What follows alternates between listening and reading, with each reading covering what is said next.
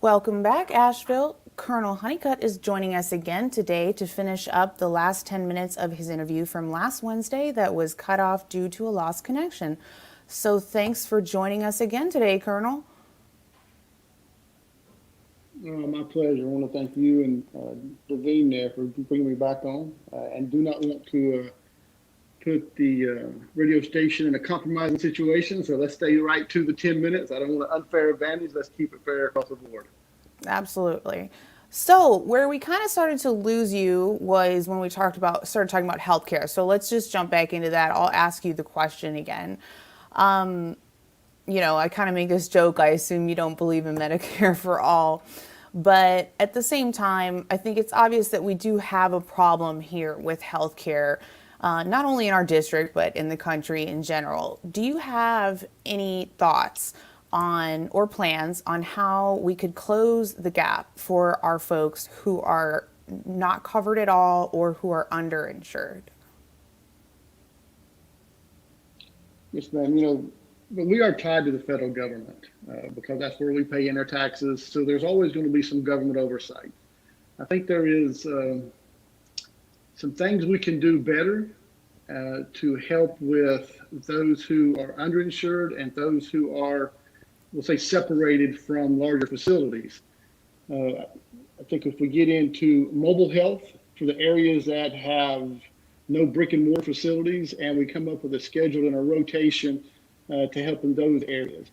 And then, as we have seen, telehealth has exploded. And I believe as we get into more of a COVID type scenario, and even more in our homes, we could use telehealth medicine.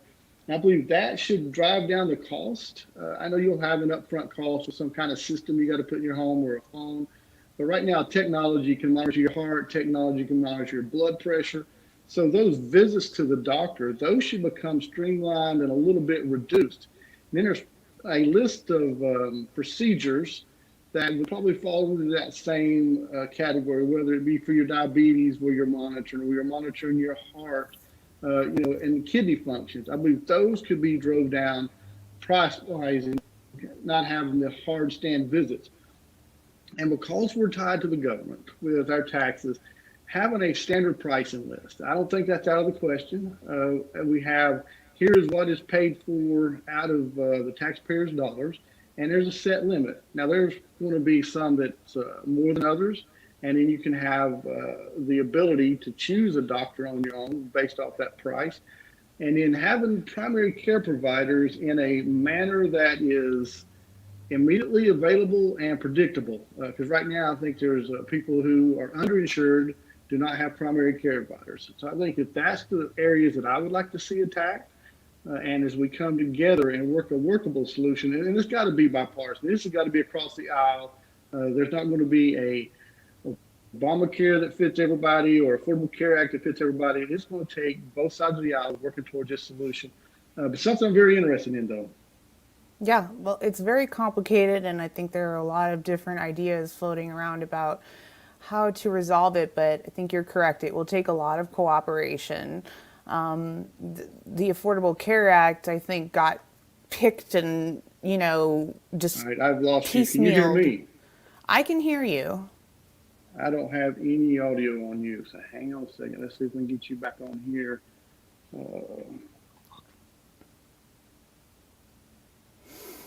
Oh boy.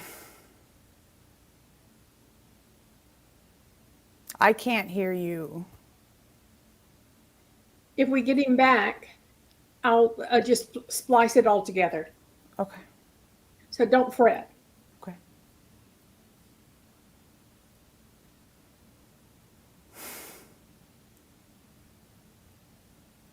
Wonder where he lives.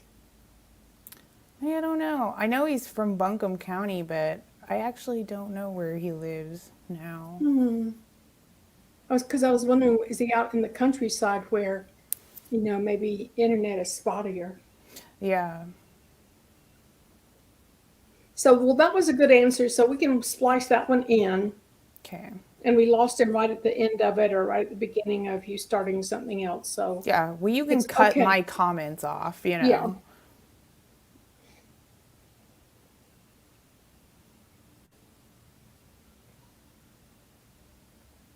In fact, just cut those comments off anyway, since you're going to have to go in Oh, there yeah, yeah. regardless. Yeah, we're recording all of this now, so all of this will be cut out.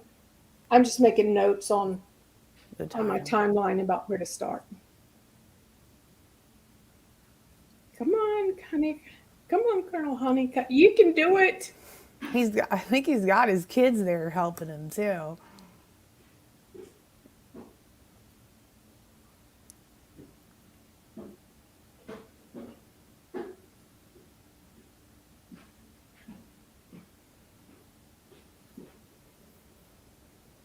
Are you coming up?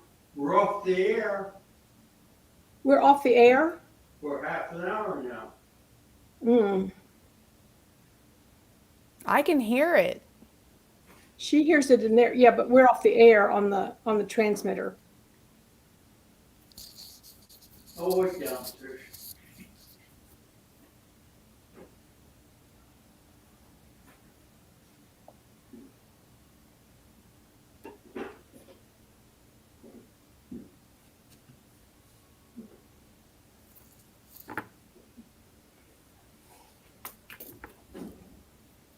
I'm going to go get my other computer and try to see if I can get us back on the air. Okay.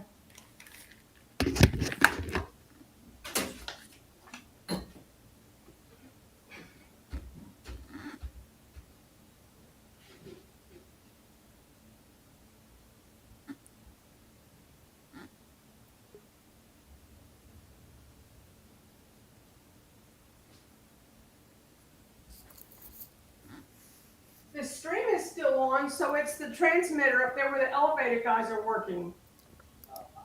I can hear you now, We're but I doing an lost you interview, completely. so hold on. Hello. Hold on a second. You can hear us now? Hear me now? I've got I hear now. you. Yeah. Okay. Was it on my end or your end? Pretty sure your end, because we didn't lose each other. And we're not in the same building. Okay. Yeah, I could hear you, and no, I couldn't hear you. I could see you and see your lips moving, and your hands were going, but then it stopped. So I'm going to bow out so y'all can start back up. Okay. Devine, you're going to have a lot of work to do with some cutting here. I apologize. It's okay. All right. So we pretty much got the healthcare, so we'll just move on. What do you think about the minimum wage? Obviously, there are lots of pushes to raise the minimum wage. Wages have been stagnating for many years, decades. And so what do you think about that? And what are your overall thoughts on addressing poverty? I know that we have to have a minimum wage that allows everyone to get to a baseline or an income that they can take care of their families. I believe that that's what we should do as Americans to take care of each other. But when we get to a point where we have professionals who have an education and we have raised the minimum wage to that same level, we now have a competing problem where the incentive to go to a secondary school, the incentive to go to a technical school is lost a little bit when we're making the thing. I think there's got to be a national discussion on minimum wage. But when we have, it's so exorbitant of a price at, we'll say $20 an hour, $15 an hour. As long as we raise income for the professionals and the technicals and the industry can handle that, I'm all in. But I think there's got to be a larger discussion on how we separate the minimum wage from a wage grade earner who has some kind of license. And I think it's a disservice when we take that away and we put that minimum wage at that same level. This is the incentive. But I will go back to, regardless of who you are, if you're motivated and you have the experience, you're going to be successful. I'm not going to get too wrapped around what the wage is. You show me those two characteristics in the individual and we'll see success.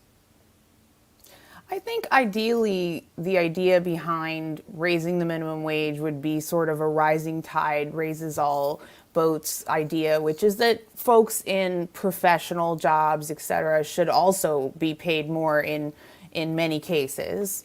So, As long as we don't run the risk of running small business and small capitalists out of the business, I think we've got to be careful there because, as families who have had businesses and we've had employees, we've got to balance the income, our revenue, and our insurance for all the employees. That's a hard problem set, but it'll take a national agreement across both sides of the aisle to take care of each other.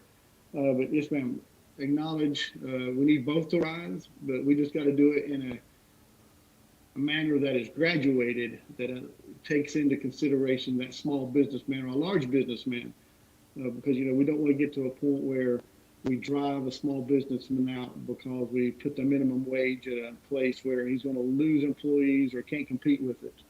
We don't want to have a negative effect. what did you think about the child's tax credit as sort of a short-term solution to all the poverty issues, et cetera, that we have? So I know that it was income based, and I had peers that made it and peers that didn't make it. I think that the line was maybe too high for the upper end, but I think it also goes during COVID. I understand how the tax helped and we put that in there, but the overall I can see the benefits from it. I know that it's been around a while. As I had children growing up, I had income tax. I got the advantage for having the children because I was below that line and appreciated it. So I just think as long as we have that line set where it affects or has the effect that we need for the population that needs it, I can understand why we do it.